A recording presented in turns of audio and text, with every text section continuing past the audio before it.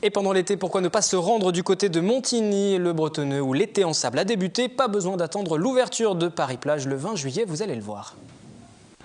Séance détente, livre à la main, partie de ballon ou construction de château. Bienvenue à Montigny-le-Bretonneux-Plage. Jusqu'au 2 septembre, la commune propose la 4e édition de l'été en sable aux abords du gymnase Alain Colas. L'idée qu'on avait, c'était de fournir un environnement en vacances, avec un peu de soleil si possible, pour les ignimontains, soit les ignimontains qui ne partent pas en vacances, soit ceux qui partent, la plupart d'ailleurs, qui ne partent pas 2 mois. Le mois où ils ne partent pas, eh bien, ils peuvent disposer ici du sable et des différentes activités. Avec une météo capricieuse en ce début juillet, la fréquentation est forcément loin de répondre aux attentes malgré les nombreux ateliers et spectacles proposés. Pour autant, l'initiative est toujours bien accueillie par le public. Plus d'1 millier de personnes est attendu. Rappelons que 46% des Français ont déclaré ne pas partir en vacances cette année. L'été en sable, programme complet sur le site internet de la commune de Montigny. Et puis j'en profite aussi pour vous signaler qu'à la Verrière, le programme d'été est chargé. Compétitions sportives, sorties dans des parcs d'attractions, animations pour les familles. Là aussi, toutes les infos sont sur le site internet de la commune, donc de la Verrière. Christophe Fleuret, bonsoir. Bonsoir. Nathalie Almeida également, bienvenue sur ce plateau du château de Breteuil. On va se pencher sur votre programmation. Déjà, on va représenter ce site du château de Breteuil, site plein d'histoire, mais c'est aussi un site où les contes prennent vie. Perrault en particulier. Exactement, Charles Perrault a travaillé avec un ancêtre de la famille de Breteuil, Louis de Breteuil, sous le règne de Louis XIV. Il y a bien une raison historique à la présence de tous ces personnages et on retrouve des scènes dans les lieux de la vie d'autrefois. On a 7 scènes de contes. Il y a une nouvelle scène également qui a été installée, mise en place récemment. Également un clin d'œil à Michel Tournier qui habite à Choiseul et qui, en se promenant dans les jardins du château de Breteuil, trouve l'inspiration. Donc c'est un ami de Breteuil et c'est pour cette raison que l'histoire de Pierrot, les secrets de la nuit, a pris vie dans le four à pain du domaine. Et ça fera partie donc des nouveautés à découvrir du côté du château de Breteuil. Alors l'idée à Breteuil, vous l'avez compris, c'est de faire vivre ces contes. Il y a des scènes, il y a aussi des spectacles. Et durant l'été, tous les jours, on vous a déjà entendu, à 16h30, tous les jours, une conteuse qui rentre en jeu. Et c'est vous qui allez organiser des contes, présenter des contes au public. Oui, tous les jours, une conteuse raconte à 16h30 les contes pour les familles qui viennent visiter le château. Pendant 1 heure, nous racontons 2 ou 3 contes, ça dépend de la longueur, aux enfants et aux adultes qui viennent visiter le château. Ça doit être particulier comme travail de présenter des contes comme ça dans un contexte où les gens sont aussi venus pour se promener, donc il faut attirer leur attention, les garder aussi. Ah mais c'est un vrai métier, hein, c'est un vrai métier. Attention, ce ne sont pas des lectures. Non, on joue beaucoup. Il y a une vraie interprétation. Voilà. Il y a une vraie interprétation. Parfois, on fait même jouer les enfants, c'est-à-dire que moi, j'aime bien prendre quelques enfants pour jouer La Belle au bois dormant, Le Prince qui vient la réveiller, ou Le Marquis de Carabas et Le Chat botté. C'est le rêve pour les enfants, en fait. Ils doivent adorer cet exercice de jeu de rôle, en fait. Ils adorent ça. On leur remet une couronne, une cape, un sceptre, une baguette magique de fée. Et ils adorent ça, et les parents aussi. Et comment vous faites le choix des contes que vous présentez ? Alors, moi, ce que j'aime bien faire, parfois, c'est les faire choisir au public. D'accord. Hein, parce qu'il y a vous devez tous les connaître sur le bout des doigts. Absolument, forcément. On connaît tous les contes de Perrault sur le bout des doigts. Et parce que les contes de Perrault sont très divers, il y a des contes de princesses, donc moi j'aime bien faire choisir un conte pour les filles, un conte de princesse, et puis après un conte plus pour les garçons, entre le Chat botté, la Barbe bleue ou le Petit Pousset. Voilà, et moi souvent le public choisit. Et vous prenez des libertés avec le conte aussi ? Par rapport aux demandes du public ? On essaie, non, on essaye d'être au plus près du texte. Non, mais bien sûr, il y a des digressions.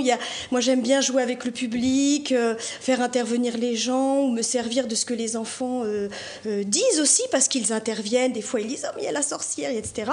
Mais on essaye tout de même d'être au plus près du texte de Perrault, parce que le texte et l'écriture de Perrault, la littérature de Perrault est absolument formidable. Et vraiment, moi, j'essaie d'être au plus près quand même du texte. Et tout le monde, toutes les conteuses le sont aussi. C'est le moment où vous mettez l'accent sur toutes ces animations, cette période d'été. C'est le moment le plus important pour la saison de fonctionnement du château. On va dire que la saison, nous, on a un temps fort qui commence déjà à partir du printemps. C'est vrai qu'on a l'été. Et ensuite, l'automne aussi est une très bonne saison pour nous. Le château est ouvert tous les jours, toute l'année. Mais mais en fait on a des publics différents. Et là, on passe d'un public essentiellement scolaire pendant la durée du printemps, les mois de printemps, et à l'été, vraiment, là, nous avons un public d'individuels, un public de famille, où souvent on a les générations qui se croisent aussi. C'est un public qui vient de loin aussi, justement. Essentiellement un public d'Île-de-France.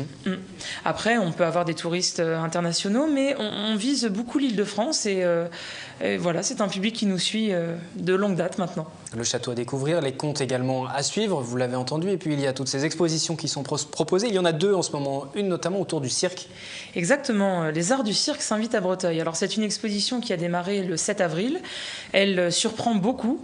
Alors pourquoi le cirque à Breteuil? Eh bien là aussi, il y a bien une raison historique, on essaie toujours de trouver un lien, et nous avons trouvé dans les archives familiales eh bien, que Louis-Auguste de Breteuil, le ministre de la Maison du Roi de Louis XVI, avait assisté au premier spectacle de cirque donné en 1782 devant Marie-Antoinette et Louis XVI à Fontainebleau.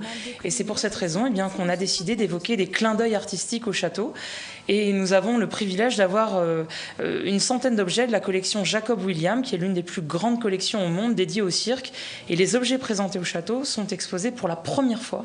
Et donc on ne les avait jamais vus. Et on en a vu quelques-uns justement pendant que vous parliez. Un dernier mot sur une dernière exposition qui est proposée, qui va s'arrêter le 31 août, est autour de l'automobile, celle-ci. Exactement. Alors là, c'est plutôt un best-of, c'est une anthologie. C'est un designer suisse qui s'appelle Robert Kohler, qui est très doué, qui fait un travail formidable, puisqu'en fait, il réalise des modèles réduits. Et il propose donc une histoire de l'automobile dans des vitrines dont il constitue lui-même le décor. Donc il y a beaucoup de clins d'œil aussi, c'est fait avec beaucoup de finesse. Et là aussi, toutes les générations s'y retrouvent et on trouve les premiers modèles de voitures automobiles, les premiers modèles motorisés, et on voit toute l'évolution technologique jusqu'à nos jours. Et là, cette exposition est mise en parallèle avec nos collections d'attelages de tradition. Donc on voit vraiment l'évolution du transport. On passe du cheval au véhicule motorisé et tout cela dans un cadre assez somptueux. Un dernier mot sur la fréquentation. Combien de personnes vous attendez pour cette période estivale ? Si la météo si la météo le permet, alors là je ne sais pas exactement. Je sais qu'à l'année nous avons environ 120 000 à 130 000 visiteurs. Là on espère surtout le beau temps. Voilà. Et on vous en souhaite encore plus cette année, si le temps, la météo le permet. Merci à tous les deux d'être venus et puis bonnes vacances donc à vous. J'en profite, puisque vous étiez les derniers invités, pour remercier l'ensemble des invités qui sont venus cette saison sur le plateau. Ils sont plus de 800. Pour refermer cette séquence consacrée aux activités d'été, avant de passer au reste de l'actualité du jour, nous sommes allés vous demander ce que vous aviez prévu pour vos vacances. Profiter des vacances. Partir au soleil. Je vais partir en Espagne et dans le sud. Je vais partir en vacances dans le sud-est, dans les Alpes, dans ces coins-là, quoi. Pour avoir la paix, quoi, la tranquillité. De faire rien, de se reposer, de profiter du soleil si toutefois il y en a. Et voilà, c'est tout, d'être plus cool, détendu. Partir une semaine à l'étranger, donc au soleil, profiter, se reposer et profiter du beau temps à l'étranger, surtout parce qu'ici on n'est pas trop sûr de ce qu'il y aura comme temps. Donc vraiment, voilà, profiter la plage, le soleil, bronzer. Je pars dimanche en UCPA, les vacances sportives, escalade, marche à pied, volley, il y a un peu de tout. D'accord.